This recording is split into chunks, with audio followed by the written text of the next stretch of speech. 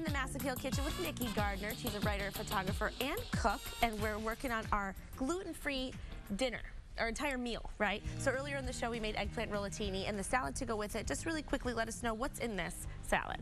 Okay, first I just want to mention that all the ingredients for the recipes we've used today can be found at Whole Foods. Great, one-stop shop. Yeah.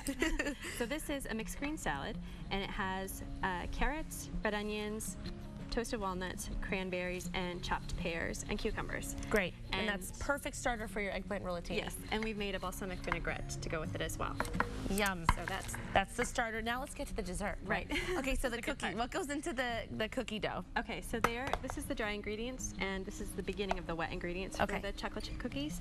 And this has a gluten-free all-purpose flour blend, and I like the King Arthur mix. Okay. I think the flavors are really balanced, and everything I've made with it comes out perfectly every time. Hey, take the tip from the expert that knows how to do it. Okay, so that's all the dry ingredients. So, and there's also a little bit of almond meal, flax meal, baking soda, baking powder, salt, xanthan gum, and that's it. And the recipe will be on our website too, so people can get that. Okay, wonderful. And then the wet ingredients are here. Yeah, so this is a vegan butter. You can use regular dairy butter too. This is a light brown sugar and a natural cane sugar. You're going to cream these together for a couple minutes, and just until it's light and fluffy and all mixed together. All mixed together. Oh, look who stopped in. Oh, I heard cookies, I smelled cookies, so I'm coming in for cookies. You saw a delicious meal in front of your eyes. Right? So, but the amazing thing is, we were talking about this earlier, that salad looks so good too. It makes salads look really good. I want to eat that. I know. Almost as much as I want to eat these cookies. So pretty. So then once you've got the wet ingredients, you've blended that together, you've got the dry ingredients, then you combine them? Yes, so we'll cream all these. This is almond milk with a little bit of vanilla extract. That will go into the wet ingredients, and then the wet, once it's mixed, continue to mix it? Yep. This goes into the dry, and then the chocolate chips get folded in.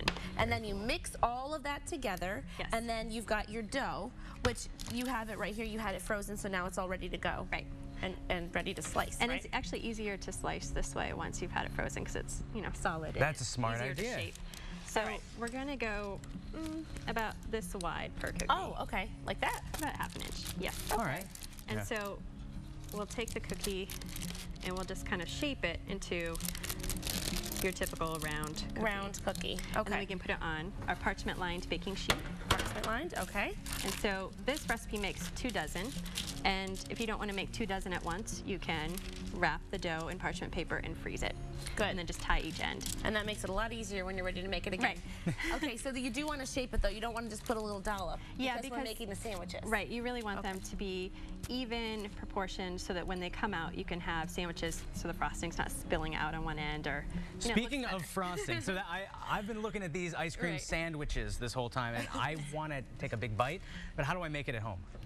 Okay, so once the cookies are baked, so this will be 350 degree oven for 12 to 15 minutes. Okay. And you just have to watch them.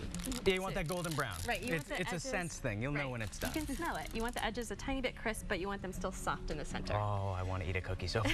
Okay, well, let's get to the filling though, because I want to try the whole thing. Okay, so here is the frosting. So we've already creamed the butter and the shortening together, and the shortening in this recipe acts as a little bit more of a stabilizer for the butter. Then we add the powdered sugar, and we add our vanilla extract and vanilla almond milk. And you mix all that together? Yes. And do you use a hand mixer? Yes, use a hand mixer for that. And then this is what you get? This is what you get. Still sticking to the gluten-free? Yes, it's all gluten-free. So you've got your cookies baked, your frosting's done, and then slap them together? Put them together? Let's slap them together. Okay, so here's a nice one. You don't have to ask me twice. There you go. Cookie, all right. please. And now, obviously, we weren't too good with the rollatini. No, so are there any tips for this so that we don't make a big mess, Nikki? This you kind of want to make a mess with. Oh, okay. This is a bar. Yeah, we can successfully. You get to lick the excess. Oh, did not even think that through. Oh, darn it. I put too much frosting on. Oh, gee willikers, there's so much on my fork. I'm going to have to eat it all. Okay. So then, hey, look at that. And that's it. Oh, it smells good. It does. Okay, I'm gonna get eating. You're gonna Thank you so much for stopping by today. This looks great. Wow, Nikki. So we've got the salad, eggplant rollatini, and the chocolate chip cookie sandwiches, and it's all gluten-free. 0 grams of gluten. That's right, all gluten-free. Cool. What a great meal.